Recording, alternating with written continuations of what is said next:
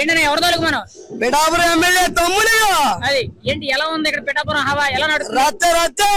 ఎంత majority? 70,354 majority మొత్తం. అది పవన్ కళ్యాణ్ ఫుల్ మెజారిటీ. మరి 1,00,000 వస్తుంది అన్నారు, మరి ఏంటి అన్నా? 1,00,000 అంటే జనాలు తట్టుకోలేరని అది మీరు రాలేక కాదు.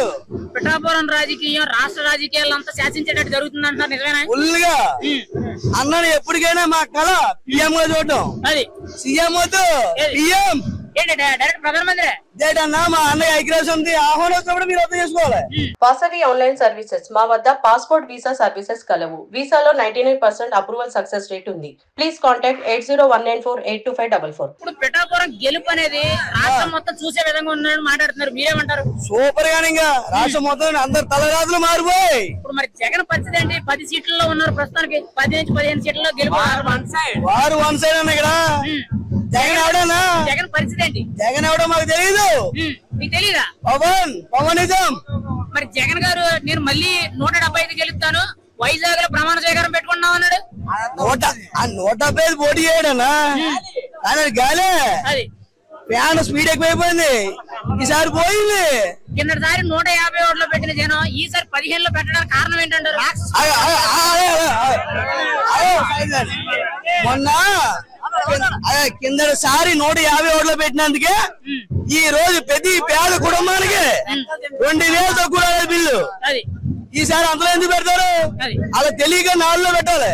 ఇప్పుడు 15లో పెట్టారు. అంటే కరెంట్ బిల్లు తగ్గించుకోవడానికి జగన్ 150 ఓట్ల నుంచి 15లో పెట్టారా? 150 పెడితేనే కరెంట్ బిల్లు వచ్చేయింది. ఇప్పుడు 155కి అయితే భూములు పోతాయి.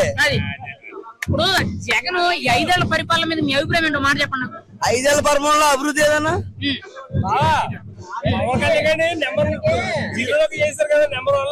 అన్నా అదే ఒక నిమిషం. పవన్ కళ్యాణ్ గారి నిజాయితీ ఆయన కాపాడింది.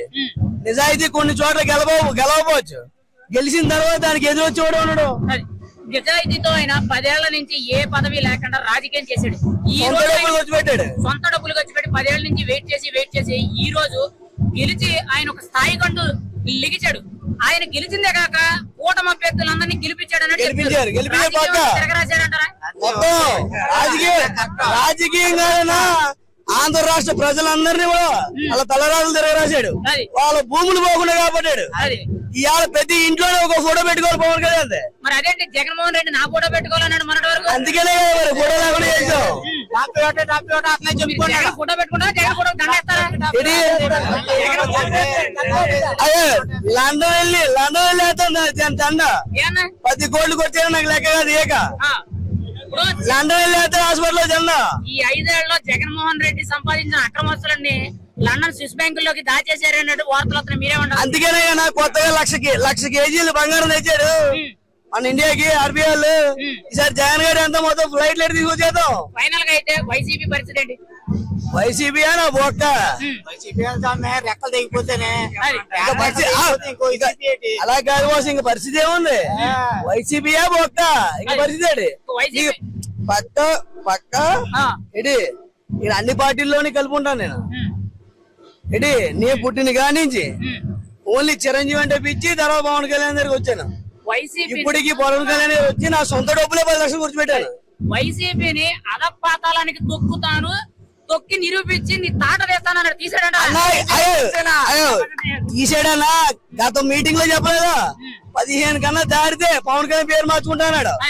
ఇవాళ 13లో గుర్రాల పోయాడు. మరి ఇప్పుడు జగన్ ఎక్కడికి వెళ్తాడన్నారు? లండన్ వెళ్తాడని చెప్పారు కదా. మళ్ళీ చల్లపల్లి జైలేనా?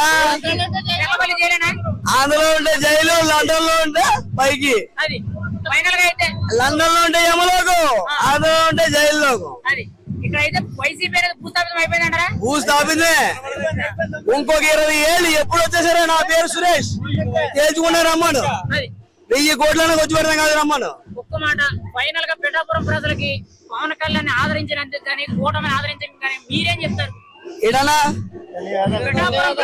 మేము మా రక్తం దారమోసి హృదయపూర్వక ధన్యవాదాలు చెప్తాం. మా ప్రాణాలు పెట్టైనా పిఎం స్థానాన్ని తీసుకెళ్తాం పవన్ కళ్యాణ్.